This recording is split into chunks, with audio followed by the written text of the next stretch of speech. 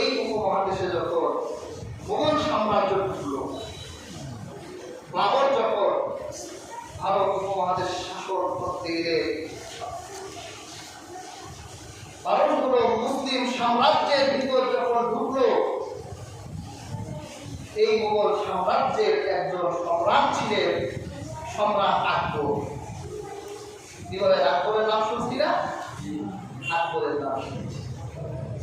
আকবর ছিল ভারত উপমহাদেশে এক নাম্বার কাফের, যে আল্লাহ দ্বীনকে বিকৃতি করে দ্বীনে ইলাহি প্রতিষ্ঠিত করেছে। আবার এর হুজুরও ছিল, মোল্লা ফয়েজি নামের এক হুজুর ছিল এই সম্রাট আকবরের। জ্ঞান কেমন ছিল? কোরআনের নুক্তা ছাড়া অক্ষর দিয়ে কোরআনের তাফসীর লিখেছে। চিন্তা করা যায় কত বড় আলেম ছিল। এর আরেকজন হুজুর ছিল আবুল ফজল।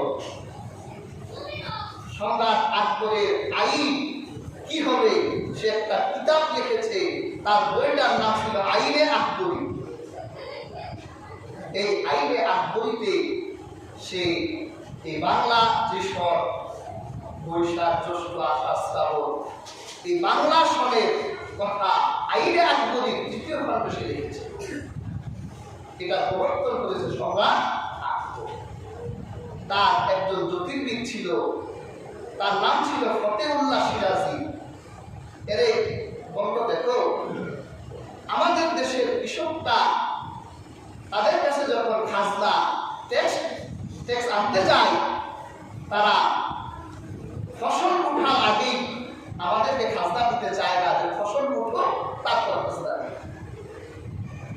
তা আমরা তো যাদের হিসাব করি, যাদের হিসাব করলে বাংলা সৌর হিসাবের সাথে যাদের হিসাবের 11 দিনের একটা তফাৎ হয়।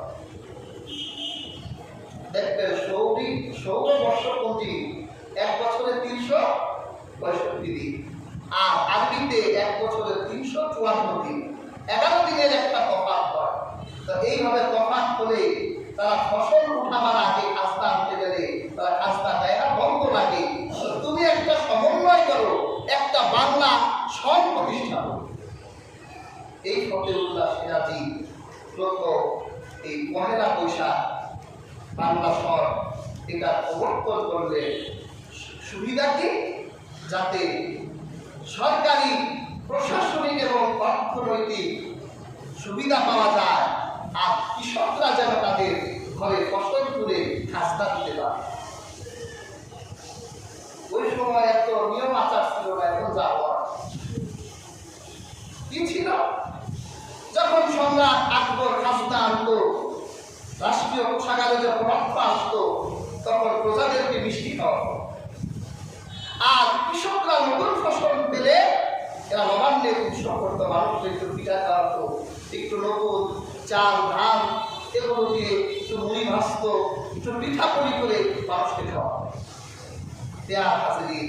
মনে রাখবে, ইসলাম পৃথিবীর কোন জাতি সংস্কৃতিতে ততক্ষণ পর্যন্ত আঘাত দেয়নি যতক্ষণ পর্যন্ত কোন সংস্কৃতির সাথে কোরআন ও সুন্নাহর বিরোধ না লেগেছে। কারণ মুসলমানরা কোরআন ও সুন্নাহর উপর সংস্কৃতি দখল করে। এই বাংলায় তো আরো সংস্কৃতি ছিল, নবান্নের উৎসব ছিল, লাঠি খেলা ছিল, কুস্তি ছিল, এগুলো ছিল না? দৌড় প্রতিযোগিতা ছিল, ইসলাম বাধা দেয়নি। বৈশাখের সাথে ইসলামের দ্বন্দ্ব গেছে, কারণ বৈশাখের যে জন্ম, যে উদ্দেশ্য জন্ম হলো সুশীল বুদ্ধিজীবী নামে ইমাম বিধ্বংসী পরজীবীরা এই বৈশাখের সাথে ইসলাম বিদ্বেষী আকিদা মতবাদ ঢুকিয়ে গোটা পৃথিবী, গোটা বাঙালি মুসলমানদেরকে তারা ইমান থেকে বিচ্যুত করার ষড়যন্ত্র করছে। নাম দিয়েছে সংস্কৃতি, সর্বজনীন সংস্কৃতি। শিরোনাম সর্বজনীন সংস্কৃতি দিলে তা হালাল হবে না। তার উদ্দেশ্য এবং তার মঞ্জিল মাকসুদ যদি কোরআন সুন্নাহর ভিত্তিতে না হয়, তা গ্রহণযোগ্য হবে না। আপনি একদিনের বাঙালি হবেন কেন? আপনি সারাদিন ইংলিশ টাই, ইংলিশ প্যান্ট, ইংলিশ কোট, এগুলো তো থাকবে। শুধু পহেলা বৈশাখের দিন আপনি লুঙ্গি পরবেন, পাঞ্জাবি পরবেন, ইলিশ খাবেন, পান্তা খাবেন, রেলি নিয়ে বের হবেন, আতশবাজি করবেন, ফানুস উড়াবেন, আর রং আবির দিয়ে আপনি একদিনের বাঙালি হতে চান।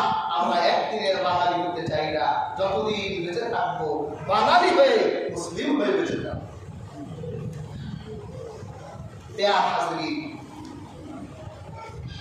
এটা বিকৃত করা হলো। রবীন্দ্রনাথের সঙ্গীত হলো তাদের উৎসাহের প্রেরণা। ঢাকা বিশ্ববিদ্যালয়ে বটমূলে সূর্য ওঠার আগেই চলে যায়। কেন? সূর্যের আলোর তাপ দিয়ে তারা পৃথিবীকে পবিত্র করে দিবে। পেয়ার হাজির, এই আকীদা হলো শিরকি আকীদা। আমার আল্লাহ সব পবিত্র করতে পারে। আল্লাহ সূর্যের ভিতর কিচ্ছু রাখেন নাই। সূর্য আল্লাহ আমাদের দাস হিসেবে সৃষ্টি করেছেন। হযরত সুলাইমান নবীর নাম শুনেছেন। আল্লাহ রাব্বুল আলামিন হযরত সুলাইমান আলাইহিস সালামকে গোটা পৃথিবীর রাজত্ব দিয়েছিলেন। হযরত সুলাইমান আলাইহিস সালাম গোটা পৃথিবী পরিচালনা করার জন্য আল্লাহ তাআলা তাকে আকাশে উড়ার একটা ব্যবস্থাও করে দিয়েছিলেন। তিনি এক তখতির উপর বসতেন, তার রাজ পরিষদ নিয়ে তিনি আকাশ উড়ে বেড়াতেন।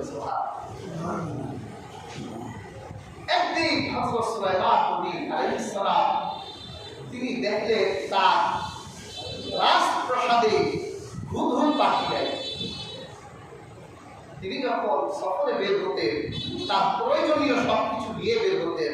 হুদহুদের একটা বৈশিষ্ট্য ছিল, সে আকাশ থেকে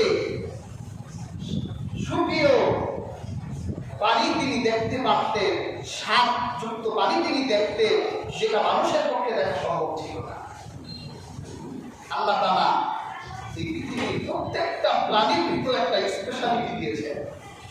এই যে দেখেন না পিঁপড়া, দেখবেন ঝড় বৃষ্টি যতই হোক পিঁপড়া মরে পানিতে ভাসতে দেখে। কেন? আল্লাহ পিঁপড়ার ভিতরে একটা স্পেশালিটি দিয়েছে। ওর ছোট্ট নাকের কাছে একটা সুর আছে, ও মাটিতে দিলেই ও বুঝতে পারে কত বৃষ্টি হবে। ও প্রিপারেশন দিয়ে বাচ্চা কাচ্চা নিয়ে সব করতে চলে যায়। পেয়ার হাজির, সুলাইমানের পানির তৃষ্ণা লাগলো।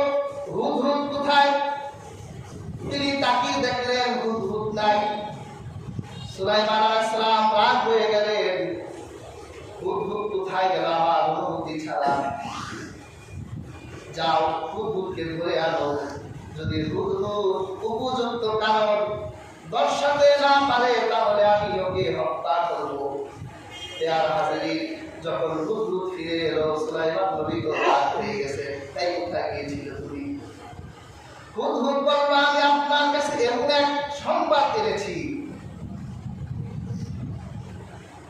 যে সংবাদ শুনলে আপনি অবাক হয়ে যাবেন। কি সংবাদ? সে কিছু তথ্য দিল। সাবা নগরের এক রানীর কথা বললেন যে আমি এমন এক শহরে গেলাম, যে শহরের নাম সাবা। ওখানে আমি কি দেখলাম? ওয়াজাদতুহা ওয়া কওমাহা ইয়াসজুদুনা লিশ-শামসি মিন দুনিল্লাহ। ওই শহরের এক নারীকে আমি দেখলাম, যে সকালে সূর্যের জন্য অপেক্ষা করে। যখন প্রত্যেক দিন সকালে সূর্য উঠে, সে সূর্যের সামনে মাথা নত করে সিজদা দেয়। আমি দেখলাম ওই শহরের এক নারী, তার দেবতা হচ্ছে সূর্য, আর আপনার দেবতা হচ্ছে আল্লাহ। আমি সেই রমণীকে দেখলাম, সে সূর্যের সামনে সে সিজদা দেয়, সূর্যকে সে শক্তির দেবতা হিসেবে মনে করে। সূর্যের শক্তি আছে? সূর্যের স্রষ্টা কে? আল্লাহ সুবহানাহু ওয়া তাআলা। সুলাইমান আলাইহিস সালাম ঠান্ডা হয়ে বলো কি এক নারী সে সূর্যের উপাসনা করে? সুলাইমান আলাইহিস সালাম ওয়ার্নিং করতে পাঠালেন, তোমার ওয়ার্নিং দেওয়া হলো আমি পৃথিবীর রাজা, আমি যে আল্লাহর সামনে আমার মাথা নত করি, তোমাকেও সেই আল্লাহর সামনে মাথা নত করতে হবে। সূর্যের সামনে মাথা নত করা যাবে না। আজকে যারা রমজান বর্তমানে সন্ধ্যা হবার, ভোর হবার, সকাল হবার আগেই যারা পৌঁছে যায় রবি ঠাকুরের মন্ত্র করে, যারা বাংলাকে পবিত্র করতে চায়, তারা সূর্যটাকে একদিনের জন্য হলেও তো দেবতা বানিয়ে দিয়েছে। তাদের ইমান থাকার কথা, ইমান থাকার কথা নয়। এই জন্যই আমরা এই সংস্কৃতিকে সাংস্কৃতিক আগ্রাসন হিসেবে বিবেচনা করি। এরপর তারা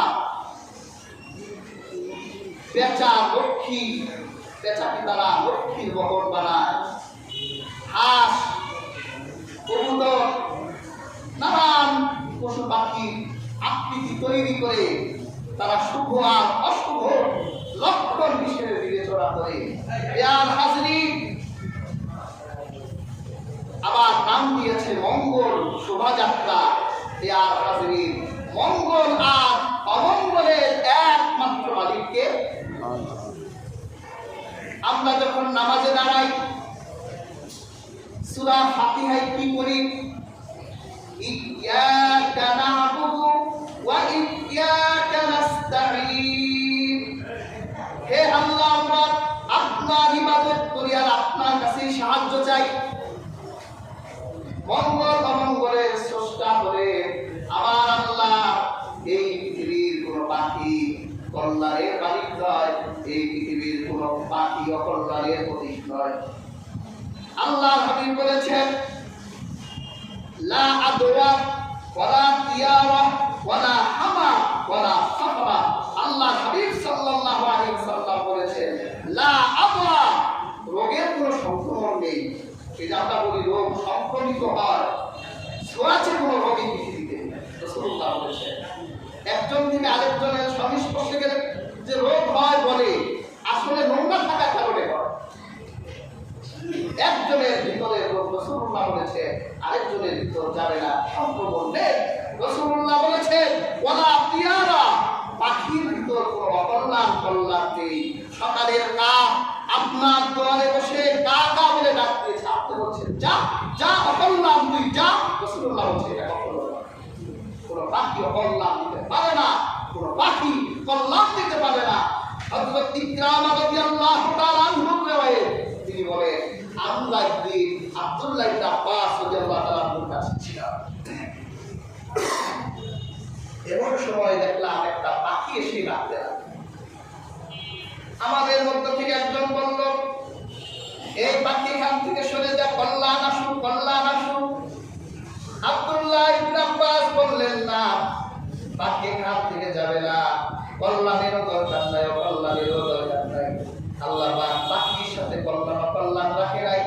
কল্যাণ আর অকল্যাণ আল্লাহ মানব তকদিরে যা লিখে রেখেছেন তাই হবে। পাখি আসলেও হবে, পাখি না আসলেও।